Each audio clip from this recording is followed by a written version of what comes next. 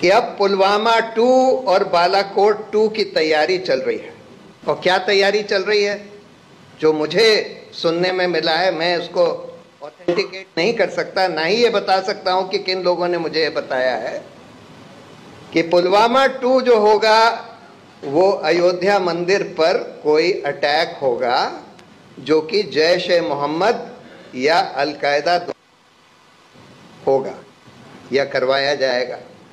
और बालाकोट 2 जो होगा वो पाकिस्तान ऑक्यूपाइड कश्मीर में इनकर्जन यानी कि ग्राउंड मूवमेंट, सिर्फ अब की बार बमबारी नहीं, अब की बार जो सुना और मल्टीपल सोर्सेस से सुनने में आ रहा है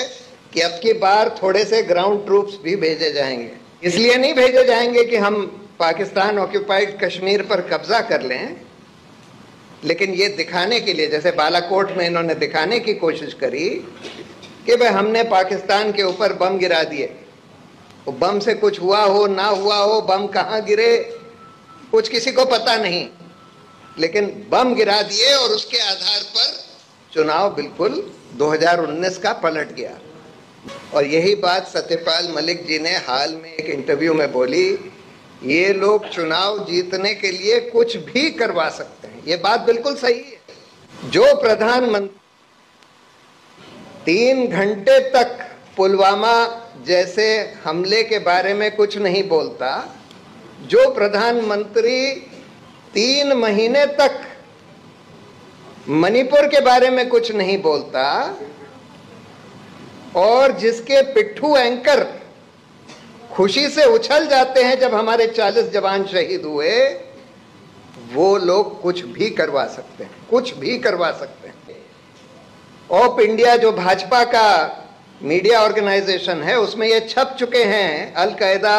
जैश ए मोहम्मद के बयान कि हम लोग राम मंदिर पर, अयोध्या के मंदिर पर हमला करेंगे।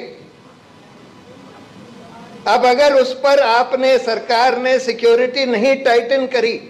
और इतनी नहीं टाइटन करी कि वहां पर हमला हो ही नहीं सकता, और फिर भी अगर हमला हो जाता है तो हम क्या मानेंगे कि हमला होने दिया गया कि हमला करवाया गया। और इसकी बहुत आशंका है,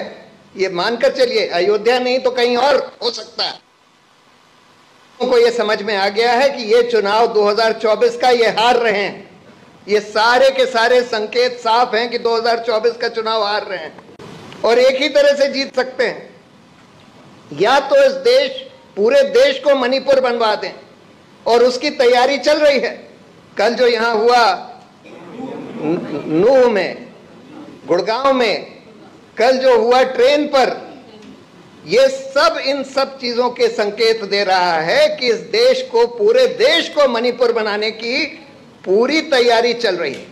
तो इसलिए पूरे देश को इसके बारे में सतर्क रहना होगा, और सबसे पहले पुलवामा की जवाबदेही मांगनी होगी कि आपने ये कैसे होने दिया, और जिन लोगों ने होने दिया उन लोगों को क्यों आज तक जवाबदेह नहीं ठहराया गया है, उस इंक्वायरी का क्या हुआ, उन लोगों को क्यों प्रमोट कर दिया गया है जिनको जवाबदेह ठहराया जाना चाहिए था। अगर हम ये भी मान लें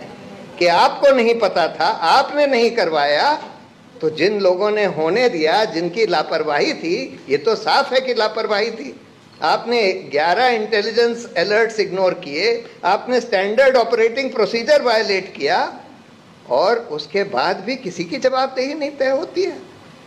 तो इसलिए हम लोगों को ये सवाल पूछना होगा, इसकी इंक्वायरी रिपोर्ट मांगनी होगी, और पूरे देश को आगाह करना होगा कि इस तरह की घटना फिर से करवाई जा सकती है।